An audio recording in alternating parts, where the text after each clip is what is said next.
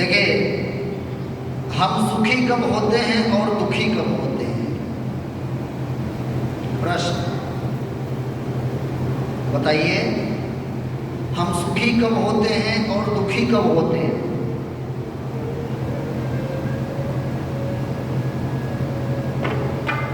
पता है? बताते हैं। जीवन में आई हुई परिस्थिति में ढल जाना हम सुखी हो गए। जीवन में आई हुई परिस्थिति में हमको ढल जाना हम सुखी हो गए, और आई हुई परिस्थिति को हम सहन नहीं कर पाए तो फिर क्या हो गए? दुखी हो गए।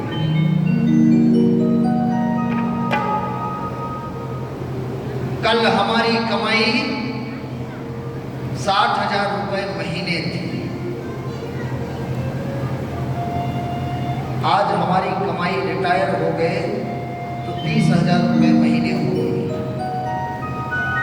कल हम 60,000 रुपए के बराबर खर्च किया करते थे, और आज जब 30,000 पा रहे हैं और खर्च कर रहे हैं 60,000, तो फिर क्या होंगे? हम दुखी होंगे ना। कथा कहती है, राम जी जंगल में हैं और जंगल में जा करके पहाड़ में रह रहे हैं, कुटिया बना करके। उनके पास कुछ नहीं है, लेकिन उस चित्रकूट में बस करके भगवान सुखी हैं। दशरथ जी महाराज महल में पड़े हैं, क्या है? दुखी है। आई हुई परिस्थिति का सामना नहीं कर पाए, महल में रहकर भी वो दुखी हैं। समय की परिस्थिति को वो समझ नहीं पाए, इसलिए वो दुखी हैं।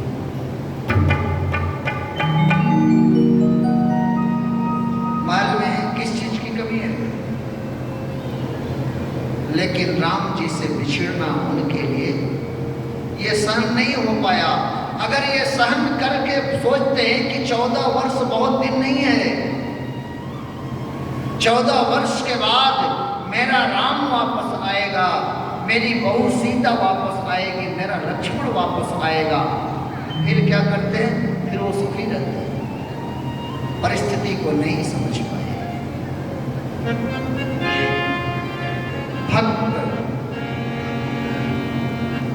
भक्त को आप जंगल में छोड़ दोगे, जो भगवान का भक्त है वो अकेले रह करके आनंद में रहेगा। क्यों? दुनिया से उसको मतलब नहीं,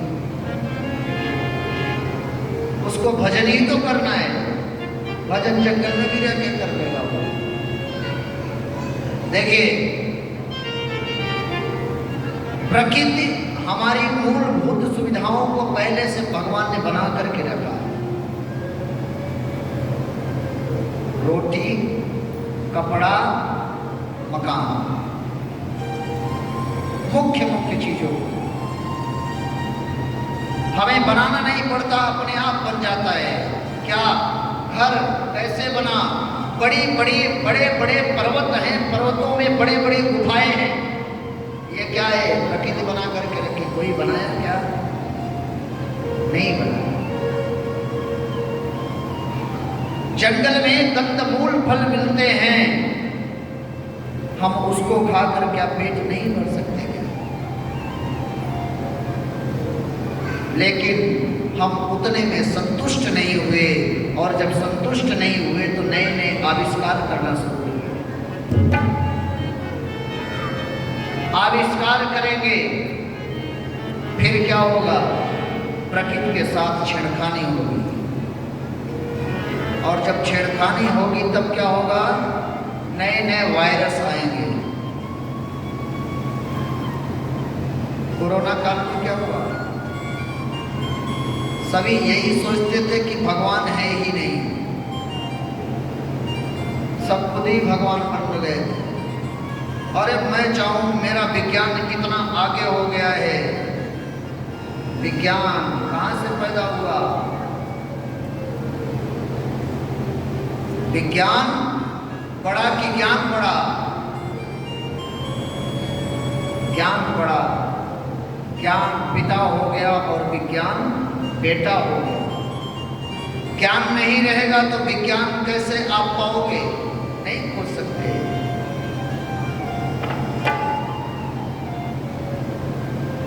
जीवन में आई हुई परिस्थिति को समझना बहुत अति आवश्यक है। खलिए उसमें जीवन अगर सुखी करना है तब, अगर दुख में रहना है तो फिर प्रकृति के साथ अपने साथ खिलवाड़ करते हो, कुछ नहीं होने।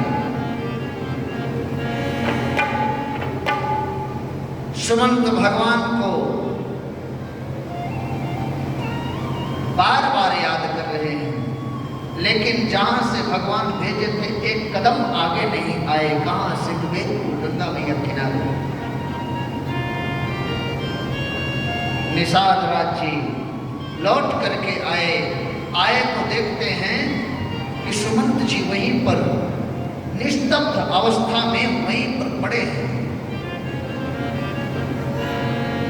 रथ के जो घोड़े थे, घोड़े बार बार दक्षिण दिशा की ओर देखते और घोड़े चिल्लाते। निषाद राज जी यही देखे कि घोड़े जब से भगवान छोड़ करके गए हैं तब से घोड़ों ने एक बूंद जल नहीं पिया और एक भी दिन का नहीं खाया। सुमंत जी बार बार अपने हाथ को मलते हैं, कहे कि सुमंत, क्या तेरा जन्म इसीलिए हुआ था कि राम को जाकर के वन में पहुंचा करके आओ? इससे अच्छा ये होता राम को वन पहुंचाने से पहले ये विधाता मेरा प्राण चला गया होता। मैं जाऊंगा अयोध्या तो महाराज पूछेंगे तो मैं क्या जवाब दूंगा, माताएं पूछेंगी तो मैं क्या जवाब दूंगा, नगर पुरवासी दौड़ करके रथ को देखेंगे तो दौड़ करके आएंगे तो मैं क्या जवाब दूंगा। महाराज के पास जाऊंगा, महाराज पूछेंगे कि मेरा राम आया, उस समय मैं क्या यही उत्तर दूंगा कि मैं राम को वन में छोड़ करके चला आया। सुमंत जी बहुत निषाद राज जी उठाए और उठा करके समझाए, कहे मंत्री, महामंत्री जी, आप पंडित हैं, आप ज्ञानी हैं, अगर आप टूट जाएंगे तो महाराज को महल में कौन संभालेगा? इसलिए आप धैर्य को धारण करें। अब आप अयोध्या की ओर जाएं। लेकिन सुमंत जी के चलने की अवस्था नहीं थी, और टूट चुके थे। निषाद राज जी अपने 4 सेवकों को दिए और चारों रथ के घोड़ों को पकड़ाए, एक घोड़े को एक सेवक को पकड़ाए और पकड़ा करके कहे कि आप जाओ, इन्हें अयोध्या पहुंचा करके। सभी सेवक लेके गए। दिन का समय था, अयोध्या की सीमा में पहुंच चुके सुमंत जी। लेकिन सुमंत जी कहे, दिन में जाऊंगा तो सभी लोग देखेंगे, रथ को देखेंगे, दौड़ दौड़ करके आएंगे, दिन में जाना उचित नहीं है, मैं रात्रि में ही प्रवेश करूंगा। एक वृक्ष के नीचे बैठ करके सारा दिन कमा दिए और जैसे ही गोधूली बेला हुई, रात्रि जैसे ढलने आने लगी, उसी समय रात्रि में सुमंत जी अयोध्या में प्रवेश किए। इतना तेज गए, जा करके महल के द्वार पर रथ को खड़ा किए और चुपचाप चले गए महाराज दशरथ जी के कक्ष में।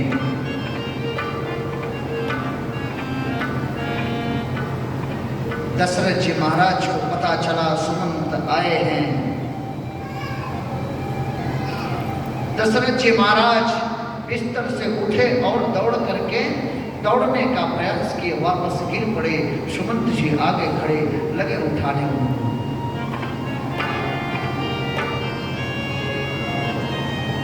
दशरथ जी महाराज हृदय से लगाए सुमंत को, कहे मेरा राम आया क्या?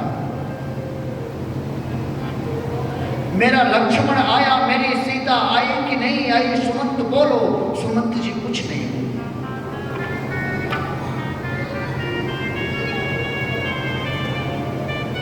दशरथ जी महाराज इस बात को समझे, कहे सुमंत बोल नहीं रहे हो, इसका मतलब ये हुआ कि ना तो मेरा राम आया, ना मेरी सीता आई, और ना ही मेरा पुत्र लक्ष्मण आया।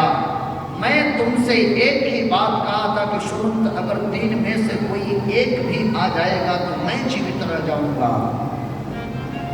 अगर 3 में से एक भी नहीं आया तो तुम तो आओगे लेकिन मुझे बचा नहीं पाओगे।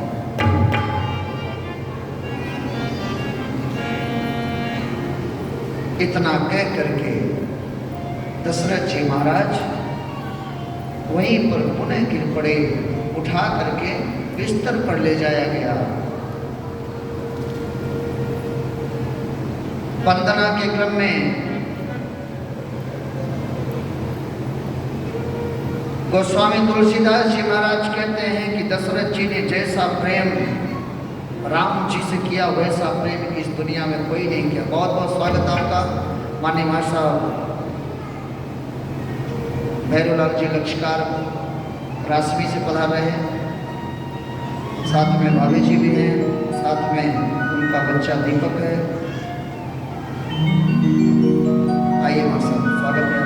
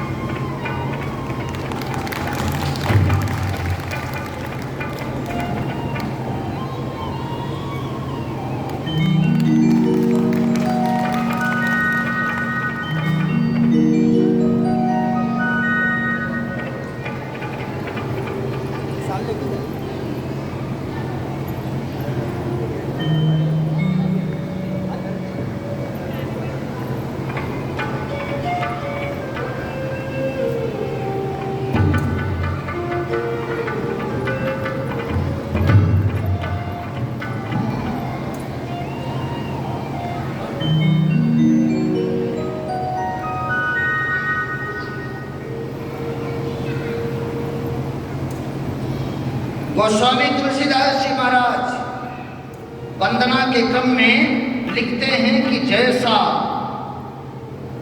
प्रेम दशरथ महाराज ने राम जी से किया इस दुनिया में वैसा प्रेम किसी ने नहीं किया।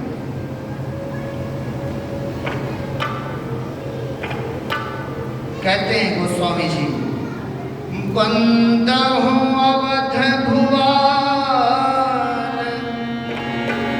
सत्य प्रेम जहि राम पद बिछुरत दीन दयाल प्रिय तन तृण इव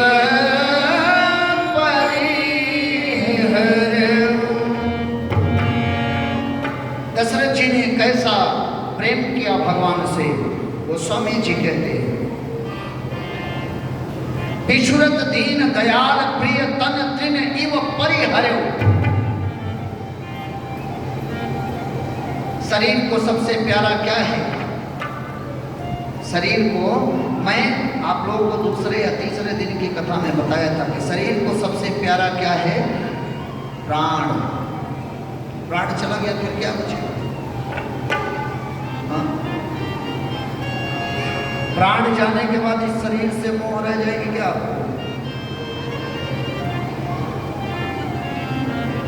इस शरीर को सबसे प्यारा प्राण है। लेकिन राम जी के जाने के बाद दशरथ जी महाराज अपने प्राण का त्याग उसी प्रकार से किए जिस प्रकार से हम सभी तिनके का त्याग करते हैं। तिनका माने समझ रहे, कचरा। कचरा, कचरे को कोई संजो करके रखता है क्या? सभी फेंकते हैं, आराम से कोई नहीं फेंकता उसको। जितना जल्दी हो सके कचरे को निकाल करके फेंक दो। दशरथ जी महाराज राम जी के जाने के बाद अपने शरीर से उसी प्रकार से प्राण को निकाल करके फेंके जैसे कचरा फेंका जाता है। भगवान को 6 दिन गए हुआ था। एक दिन के लिए एक बार राम जी को बोले, 6 बार राम राम कह करके दशरथ जी महाराज अपने प्राण का त्याग किया। राम राम कही, राम कही, राम राम कही राम। 6 बार हुए ना कि नहीं हुए? गिनती लगाइए फिर से। राम राम कही, राम कही, राम राम कही राम।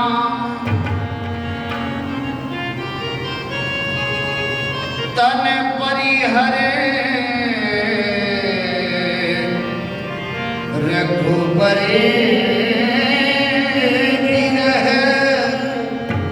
राम गयो सुरधाम। एक दिन के लिए एक बार राम राम कह करके 6 बार दशरथ जी महाराज देवलोक गमन कर गए। सुमित्रा मैया, कौशल्या मैया पूरे रनिवास में रोने की आवाज आने लगी। जिनके 4 पुत्र हों और अंत समय में कोई एक बूंद जल देने वाला ना हो, उस शरीर को क्या लगा होगा?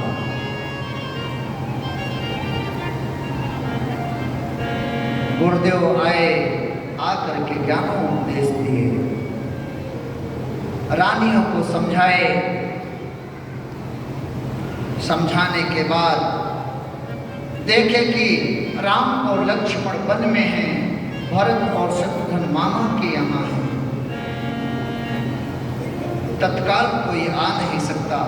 इसलिए गुरुदेव दशरथ जी महाराज जी के शरीर को एक नाव में तेल भरवाए और तेल भरवा करके सुरक्षित रखे। दूत को बुलाए और दूत से कहे दूत जा करके तुम भरत और शत्रुघ्न मामा के यहाँ हैं, उनको बुला लाओ। लेकिन वहाँ जा करके यहाँ की जितनी भी घटनाएं हुई हैं ये नहीं बताना है। क्या बताना है? जा करके इतना कहना कि आप दोनों को गुरुदेव ने याद किया है। अगर यहाँ की एक भी घटना बताई गई भरत को, तो भरत फिर यहाँ तक पहुंच नहीं पाएगा। इसलिए यहाँ की एक भी घटना भरत को ना बताइए। दूत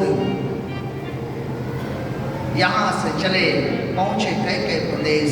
रात्रि में भरत जी स्वप्न देख लिए थे।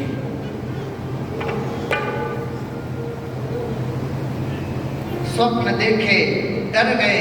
शत्रुघ्न जी को बुला करके सुबह भगवान भोलेनाथ की पूजा करने लगे। कहे, बाबा आप सब कुछ जानते हो, आप मेरे मन की भी बात जानते हो। मेरे यहाँ अयोध्या में सब कुशल बना करके रखना, कहीं कोई दिक्कत ना आने पाए। तब तक दूत पहुंचा। दूत सारी बात बताया कि गुरुदेव ने आपको याद किया है, आप तुरंत चलिए। भरत जी वहां से चले, तुरंत शत्रुघ्न लाल जी को लेकर के चले। आए, अयोध्या की सीमा में जैसे अयोध्या नगर में प्रवेश किए, जितनी भी प्रजा थी, कोई जो भरत के स्वागत के लिए दौड़ करके प्रजापुरवासी आते थे, आज भरत और शत्रुघ्न को देख करके सभी मुंह फेर रहे हैं।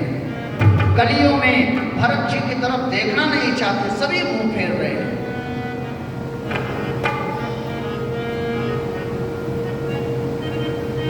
भरत जी आए, आ करके सीधे मां कैकेयी के कुछ मां कैकेयी आरती की थाल सजाई और सजा करके आरती उतारने को भेजा।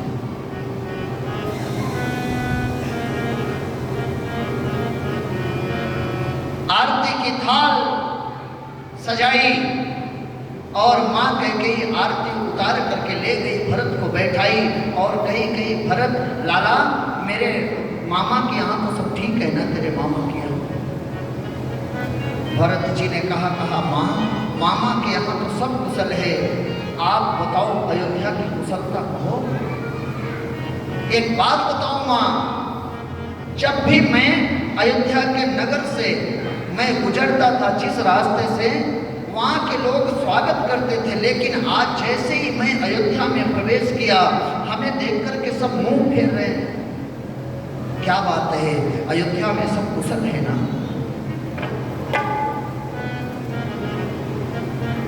कैकेयी मैया कही भरत, कुशल तो मैं सब कर रही थी, मंथरा बहुत मेरी सहायता की, लेकिन ब्रह्मा ने थोड़ी सी बात बिगाड़ दी बीच में। भरत जी कहे, ब्रह्मा जी ने कौन सी बात बिगाड़ दी मां, बताओ। कैकेयी मैया कही पुत्र भरत, भूपति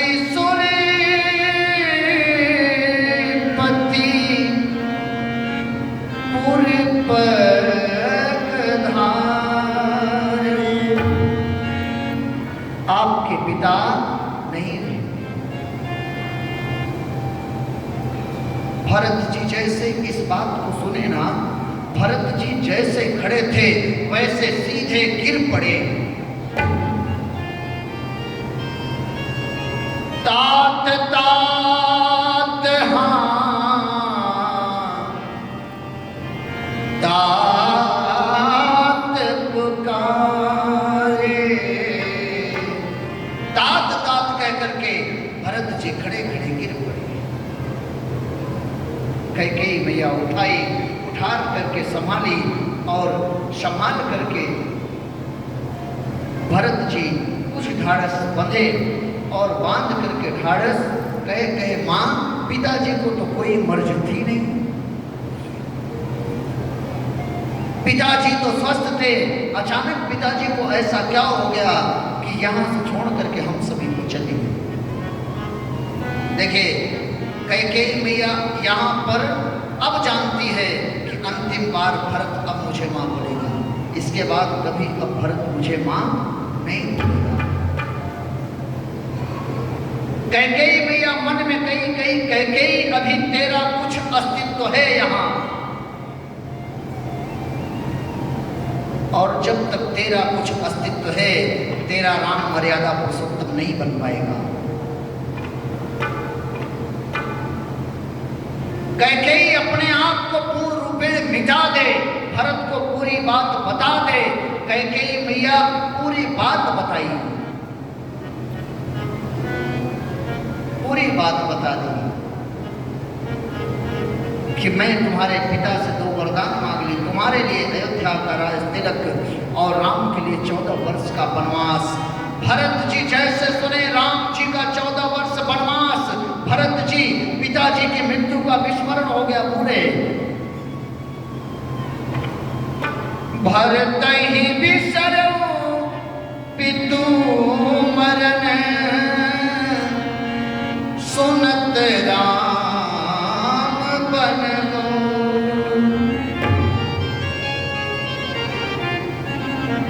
पिताजी की मृत्यु का विस्मरण हुआ और जैसे सुने कि भैया वन चले गए, भरत जी की शरीर एकदम स्थिर हो गई।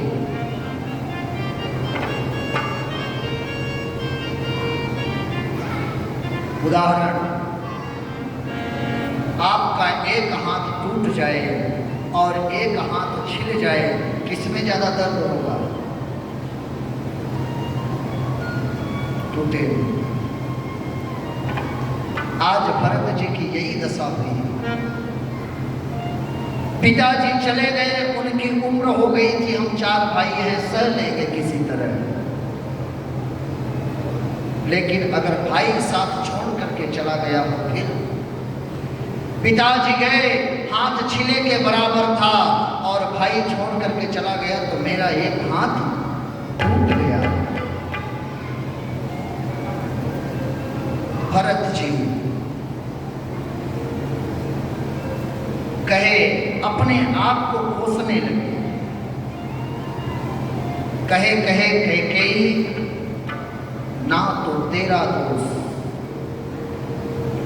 ना मंथरा का दोष, ना पिताजी का दोष, ना भैया का दोष तो इस पापी भरत का है। सारा कार्य अपने ऊपर लिए, कलंक पूरा।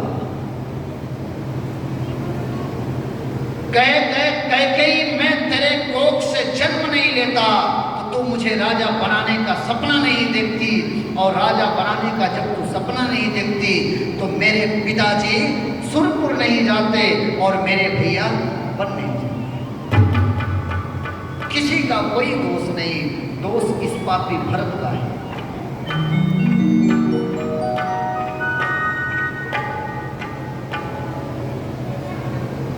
तब तक मंथरा आरती की थाल सजा करके आ रही थी।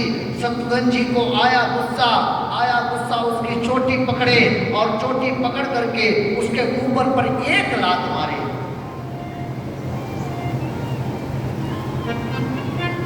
भरत जी को दया आई। भरत जी ने शत्रुघ्न से कहा शत्रुघ्न, इसकी कोई गलती नहीं है, इसको छोड़, चलो यहां से। कैकेयी, आज के बाद मैं तेरा मुंह नहीं देखूंगा। भरत जी वहां से चल गए। भरत शत्रुघ्न को बुलाकर मां कौशल्या के कक्ष में पहुंचे। मां कौशल्या के कक्ष में पहुंचे। मां कौशल्या जैसे सुनी कि मेरा भरत आया है, मां कौशल्या दौड़ पड़ी और भरत को गले से लगा करके मां कौशल्या एकदम अचेत अवस्था में हो गई। भरत जी ने संभाला और संभाल करके मां को ले गए बैठाए, और मां कौशल्या के गोदी में सर रख करके आज भरत जी बहुत रोए। कहे मां, मुझे भैया की याद आ रही है।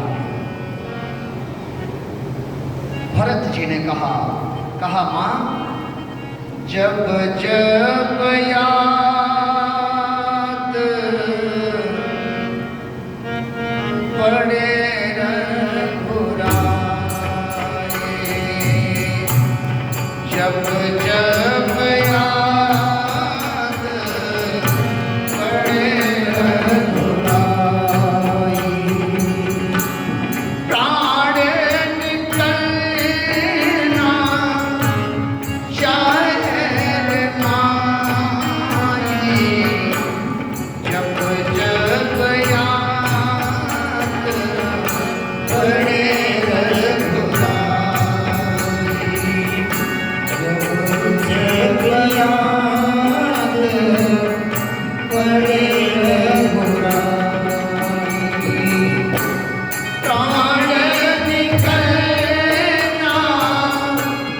चाहे रे माई, जब जब याद पड़े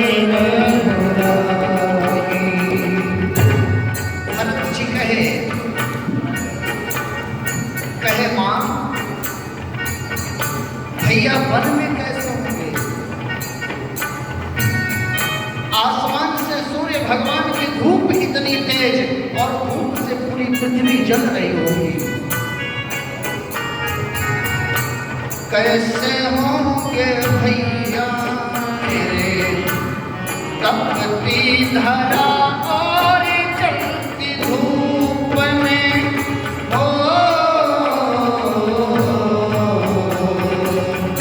कैसे होंगे भैया मेरे?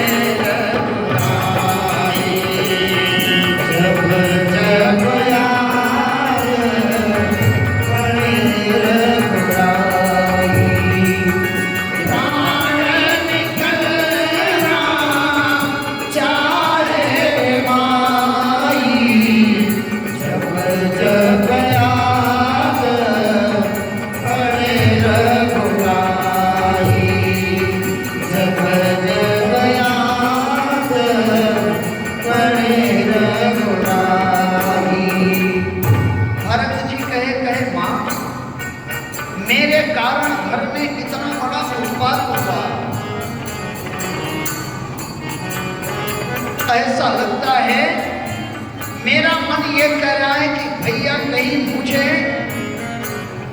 मेरा त्याग ना कर दे। भरत जी ने कहा,